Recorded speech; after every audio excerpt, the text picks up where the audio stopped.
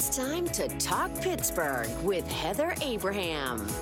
The key to happiness can be hard to find, but our guest today is all about helping you change your life for the better. Dannie De Novo is a happiness coach, and thank you so much for being here. Oh, it's so good to be with you. And we were just talking, I asked her, do you have the special key to giving me more time in my life as a parent? Because we were just talking about that with Mary. But let's just start, what is a happiness coach? Well, I like to help people kind of get outside of their head and get back to their heart. Really, the things that are driving you in life, the reason that you were really meant to be here. What do you want to do with your life? We have a finite amount of time. We're on a sort of a death mission, if you will. So what do you want to accomplish before you leave? I doubt that it's an endless list of tasks. It's not sitting around crying over worry and self-doubt, right? There's really something inside of you that needs to come out while you're here. So let's get to the heart of the matter, which is the heart inside of you, and figure out what that is. That, to me, like, now my mind starts racing, thinking, well, what is it? I don't know what it is. I mean, I'd like to think that it's my children and my family. That's what brings me the most happiness and the most amount of joy.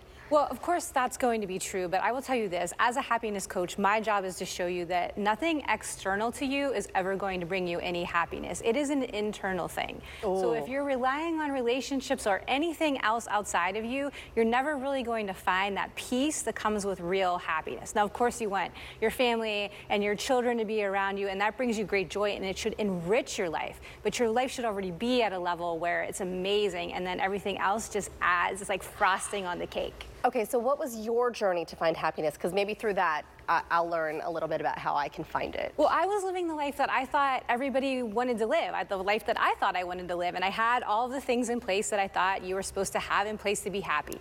I was a lawyer, I had a great job, I had the house, I had the nice car, I was married, and I went through my day-to-day life, but I was miserable. And I knew that I was miserable deep down, but I didn't do anything to change it because I didn't know how, and I thought this is just kind of life. There's just responsibilities, and this is how it goes. And then I had my daughter, and when she was about a year old, I was making dinner one night, and I was stirring a pot on the stove. I was making my spaghetti sauce, those slow, deliberate strokes, and she's on the floor playing with her bowls and spoons. And she looked up at me with her big brown eyes, and she started stirring like I was stirring. And at first, I thought it was so cool, because it was the first time she was like a little person, you. right? Yeah, mimicking mommy. I said, yeah, just like mommy. And as soon as those words came out of my mouth, I thought I was going to throw up. I almost fainted on top of my daughter because I realized she was copying everything that I was doing. And it didn't matter what I said, it mattered what I did. So I fell on the floor and I grabbed her in my arms, I cried my eyes out, and I said, look, I am going to learn everything there is to know about being happy to teach you. I didn't think I was wired for it. I really didn't. And I had been told that in the past because I suffered from depression and anxiety most of my life. But I went out to search for these answers for her. And when I started implementing the things that I was learning, my life very quickly started to change. And I realized I could be wired for happiness. And as people started to see the changes in me, they started coming to me for advice. And that's kind of how I went from lawyer to happiness coach. I love that this is a profession. I almost want to be one too. So I know through the pandemic, we've heard a lot from people about depression and anxiety, those numbers increasing, and about loneliness too. So how can people find their way out of that dark place? I think it's a hard thing to do, but the thing that I tell everyone is if you want to be happy, you have to be brave. And so it's a really hard thing to do. It's also something you have to work on every single day, right? You were talking about muscles before, right? Yeah. You want to have those muscles, you got to go to the gym every single day. You want to be happy, you have to work on your happiness every day. It has to be a non-negotiable part of your day, and you have to do it every single day, regardless of what anyone else has to say about it. Now, as far as being brave, you've got to go back, like I said, inside of that heart and listen to that voice inside of you, because it will tell you everything that you need to know about being happy if you sit there and listen to it. So you have to be brave enough to hear it, and then you've got to be brave enough to act upon it, despite what society says, and your family says, and your parents say, and your kids say.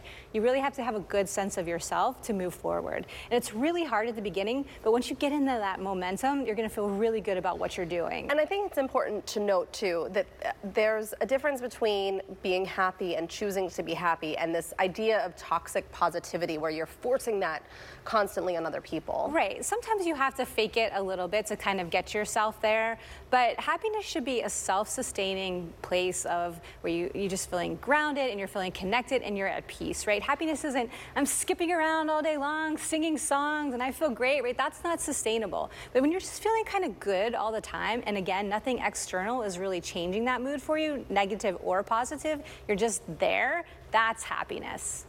It's wonderful. And can you quickly mention, because we're almost out of time, about this happiness cookbook? Yes, I have 75 recipes about foods that scientifically help you sustain a good mood and make you happy. Some that are just based in nostalgia, so they bring back those memories of happiness for us, and some that just make us feel really good. And you can find my books and everything on my website, which is DannieDeNovo.com. All right, we're gonna have to have you back. I need more tips. I hope you do too, because I think that you can help us live a more happy life. Thank you so much. It's easy, but it's not simple. Right. Thank you so much, Dannie. Thank you. This is good. Now we're all smiling.